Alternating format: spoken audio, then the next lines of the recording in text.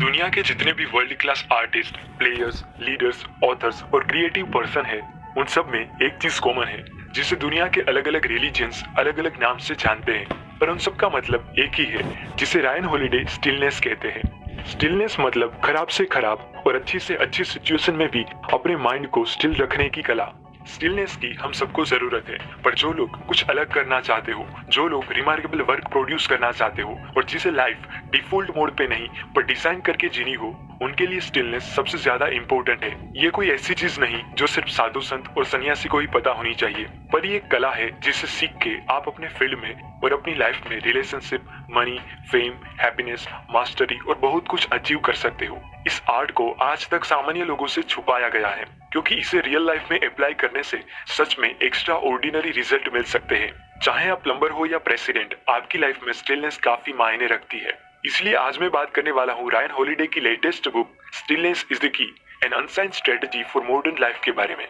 Ryan ने अपनी पहली दो best selling books obstacle is the way and ego is the enemy, ancient Roman philosophy stoicism पर लिखी थी।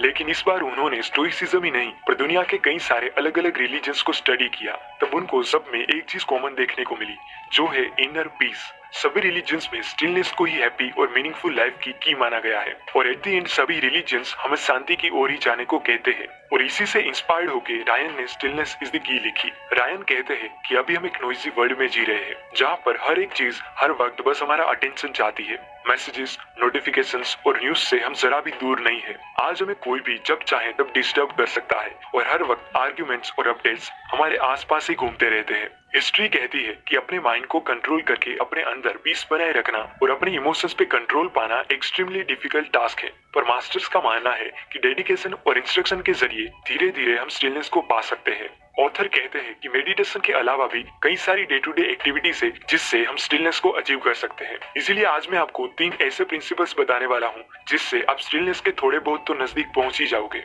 Number 1 and the most important principle is manage your inputs. 1990s में scientist ने CNN effect को जाना कि 24/7 ब्रीथलेस मीडिया कवरेज, अपडेट्स और information का फ्लो हमें रिएक्टिव होने के अलावा कुछ भी करने को इंस्पायर नहीं करता। आज हमारे पास हद से कुछ ज्यादा ही इन्फॉर्मेशन और एंटरटेनमेंट अवेलेबल है, जितनी हमें जरूरत भी नहीं। और प्राचीन काल से ही हमारा ब्रेन कुछ पैटर्न्स में बिल्ड होने की वजह से वो हर वक्त नोवेलिटी और एंटरटेनमेंट चाहता है, क्योंकि उसे लगता है कि जितना ज्यादा हम इंफॉर्मेशन कंज्यूम करेंगे उतने ही हमारे सर्वाइवल के चांसेस भी बढ़ जाएंगे। इसलिए हम हमारा प्रीशियस टाइम मीडिया के ड्रामा और डिस्ट्रैक्शन जैसे कि news, social media, web series, TV और दूसरों के साथ आर्ग्यूमेंट करने में स्पेंड कर देते हैं। American economist and cognitive psychologist Herbert Simon कहते हैं कि wealth of information creates a poverty of attention. इस बात को शायद आप मानोगे नहीं, पर अभी YouTube पर आपके पास इंफॉर्मेशन की वाइड वेराइटी अवेलेबल होने से आप में से ही अभी कुछ लोग इस वीडियो को देखने के साथ साथ कमेंट पढ़ रहे होंगे, या कोई दूसरे इससे भी अच्छे वीडियोस की तलाश में स्क्रॉलिंग कर रहे होंगे। फिर उस वीडियो को देखते वक्त भी यही एक्टिविटी करते रहेंगे, और एट द एंड काफी सारा टाइम इंफॉर्मेटिव वीडियोस देखने के बावजूद भी उनको अच्छा महसूस नहीं होता, क्योंकि उन्होंने अपने माइंड को स्टिल करके कोई एक ही काम करने के लिए ट्रेन ही नहीं किया। इस प्रॉब्लम के सोल्यूशन के लिए द 4 आवर वर्क वीक के ऑथर टिम फेरिस ने सोल्यूशन फाइंड किया, जिसे वो लो इन्फॉर्मेशन डाइट कहते हैं। लो इन्फॉर्मेशन डाइट मतलब माइंड के लिए उपवास। इंटरनेट की वजह से हमारा डेली मीडिया कंजप्शन काफी बढ़ गया है, जिसमें अनहेल्दी चीजें जैसे कि कॉमन न्यूज, चटपटी खबरें, दूसरों के पर्सनल लाइफ की बातें और ऐसी चीजें बताई जाती है जो थोड़ा गहरा सोचने पर पता चलेगा कि उस इंफॉर्मेशन को पाने से आपको कुछ भी बेनिफिट नहीं होने वाला।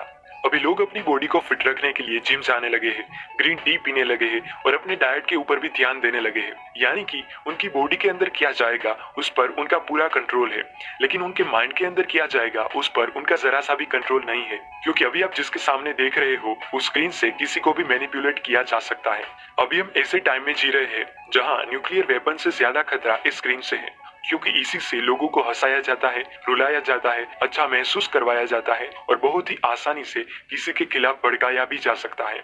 अगर आपने नोटिस किया हो तो आजकल एड्स में ज्यादातर ब्यूटीफुल फीमेल मॉडल्स को ही दिखाया जाता है, क्योंकि वो हमारे माइंड के डीप इमोशंस को टारगेट करना चाहते हैं, जिससे बहुत ही आसानी से वो हमारा अटेंशन पा सके, क्योंकि हम ओवर स्टिम्युलेटेड होते हैं। कभी कभी एक नन्हा सा रेड कलर का नोटिफिकेशन आइकन हमारे कई घंटे वेस्ट करने का रीजन बन जाता है। इसीलिए अगर हम अपनी अर्जेस को कंट्रोल करके अपने इम्पल्सेस को इग्नोर करना सीख ले तो हम मेंटल टफनेस और स्टेबल माइंड को पा सकते हैं जो इजीली फोकस रह के वर्क कर सके। सो मेरा कहने का मतलब यही है कि जैसे आप हेल्दी फ्रूट्स ही खाते हो और सड़े हुए फ्रूट्स को खाने से पहले सोच के इनकार कर देते हो, उसी रूल को इन्फॉर्मेशन कंजप्शन में भी अप्लाई करो और किसी वीडियो, आर्टिकल, न्यूज़पेपर, ब्लॉग और एड को देखने से पहले थोड़ा सोचने के बाद ही एक्शन लो, जिससे आपका माइंड थोड़े ही दिनों में काफी क्लियर सोच वाला बन जाएगा। ये एक सीक्रेट है जो सक्सेसफुल लोग आपको नहीं बताते कि उनका जितना कंट्रोल उनके पेट में जाने वाली आइटम पर होता है, उससे भी ज्यादा कंट्रोल उनके माइंड में जाने वाली आइटम पर वो रखते हैं। क्योंकि ऐसी वैसी चीजें खाने से जैसे हेल्थ बिगड़ जाती है, उसी तरह ऐसे वैसे मीडिया कंजप्शन से आपका माइंड डिस्ट्रैक्ट हो जाता है और आपको काम करने का जरा सा भी मन नहीं करता, जो आगे जाके डिप्रेशन और एंग्जाइटी का रीजन बन जाता है। मुझे भी पहले लगता था कि ये सब बड़े लोग यूं ही स्टाइल मारने के लिए ही पर्सनल असिस्टेंट रखते होंगे, लेकिन अब समझ में आया कि उनका टाइम सबसे ज्यादा वैल्यूएबल होता है। अगर कोई भी आके उनको जब चाहे तब डिस्टर्ब करे तो वो कभी भी ग्रेट वर्क प्रोड्यूस नहीं कर पाएंगे। उनके असिस्टेंट उनके गेट कीपर्स होते हैं जो कॉमन प्रॉब्लम्स को बोझ तक पहुंचने ही नहीं देते, क्योंकि मास्टर फुल अटेंशन से ही वर्क करते हैं। इसलिए उनका टाइम और अटेंशन प्रोटेक्टेड होना बहुत जरूरी है। लोगों के बीच एक बहुत ही अच्छी कहावत है कि गार्बेज इन गार्बेज आउट, मतलब कि अगर आप कुछ एक्स्ट्रा ऑर्डिनरी आउटपुट पाना चाहते हो तो आपको अपने इनपुट पर कड़ी नजर रखनी होगी, क्योंकि जितना अच्छा रॉ मटेरियल होता है उतनी ही अच्छी प्रोडक्ट बनती है। Number 2 is get rid of your stuff. Mental और स्पिरिचुअल क्लैरिटी आप तभी अचीव कर सकते हो जब आपकी फिजिकल चीजों को आपके अटेंशन की जरूरत ना पड़े। यानी कि बेस्ट कार वो नहीं है जिससे लोग देखते ही रह जाएं, पर बेस्ट कार वो है जिसका आपको कम से कम ख्याल रखना पड़े। बेस्ट कपड़े वो नहीं है जो एक्सपेंसिव ब्रांड के और फैशनेबल हो, पर बेस्ट कपड़े वो है जो आपके लिए ज्यादा कंफर्टेबल हो। 20th सेंचुरी में जिसने वेस्टर्न मिलिट्री स्ट्रेटेजी को रिवॉल्यूशनाइज कर दिया था, वो जॉन बॉयड, प्रेसिडेंट और जनरल्स के खास एडवाइजर होने के बावजूद भी एक नन्हे से रूम में रहते थे और बहुत ही कम चीजों को यूज करते थे, क्योंकि उनका मानना था कि अगर इंसान अपनी नीड्स को कम कर दे तो वो सच में आजाद हो सकता है, क्योंकि ना ही उनसे कोई कुछ छीन सकता है और ना ही उसे कोई दुखी कर सकता है। कई बार लोग अपने कंफर्ट के लिए एक्सपेंसिव चीजें खरीदते हैं और बाद में वो एक्सपेंसिव चीज का ख्याल रखना ही उनके लिए हेडेक बन जाता है कि कहीं इसमें स्क्रैच ना हो जाए, कोई इसे तोड़ ना दे, एटसेट्रा। तो कभी भी अपने पैसों से ऐसी चीजें ना खरीदे कि वो चीज को अच्छी रखने के लिए आपको वो चीज की सेवा करनी पड़े। जो चीजें आपके पास कई सालों से पड़ी है और आपके काम की भी ना हो तो उसे बेच दीजिए या किसी को डोनेट कर दीजिए। अपने सराउंडिंग पर कंप्लीट कंट्रोल के बिना आप स्टिलनेस को अचीव नहीं कर सकते। यानी कि जितनी ज्यादा चीजें आपके पास होगी उतना ही ज्यादा टाइम उसके बारे में सोचने में और उसे मेंटेन करने के लिए चाहिए। इसीलिए चाइनीज फिलोसोफर सुनजी कहते हैं कि एक समझदार इंसान चीजों को गुलाम बनाता है और एक मूर्ख खुद ही चीजों का गुलाम बन जाता है। Number 3 is build a routine. कुछ लोगों के लिए सुबह उठते ही एंडलेस क्वेश्चनरी स्टार्ट हो जाती है कि कितने बजे उठना है, क्या पहनना है, क्या खाना है, कौन सा काम पहले करना है, और ऐसे कई सारे क्वेश्चंस जो आपके दिमाग की हर रोज खामखाई वाट लगा देते हैं। इसीलिए रूटीन जरूरी है, क्योंकि जब आपकी बॉडी एक्टिविटी से फैमिलियर होगी तब आपका दिमाग रिलैक्स हो सकता है और वो मोनोटोमी आपकी मसल मेमोरी बन जाती है। एग्जाम्पल देके बताऊं तो कई बार गहरी सोच में डूबे आप बाइक लेके कॉलेज से घर तक पहुंच जाते हो और आपको याद भी नहीं रहता कि आपने कब ब्रेक लगाई और कब गियर्स चेंज किए, क्योंकि वो गियर बदलने की और ब्रेक लगाने की प्रोसेस पास्ट में हुई रिपीटेशन से आपकी बॉडी की मसल मेमोरी बन गई होती है जो अपना काम करती है।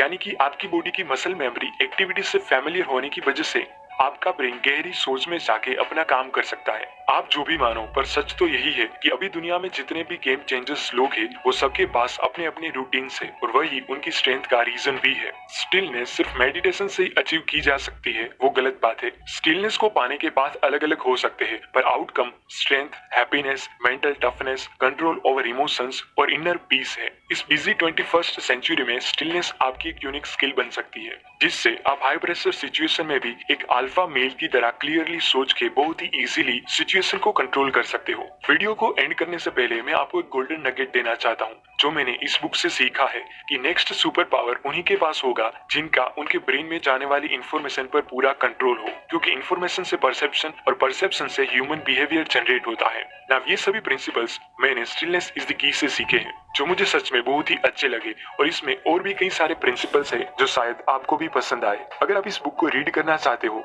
तो इस बुक की लिंक मैंने डिस्क्रिप्शन में दे दी है, जिससे आपको जरूर कुछ ना कुछ नया सीखने को मिलेगा। धन्यवाद।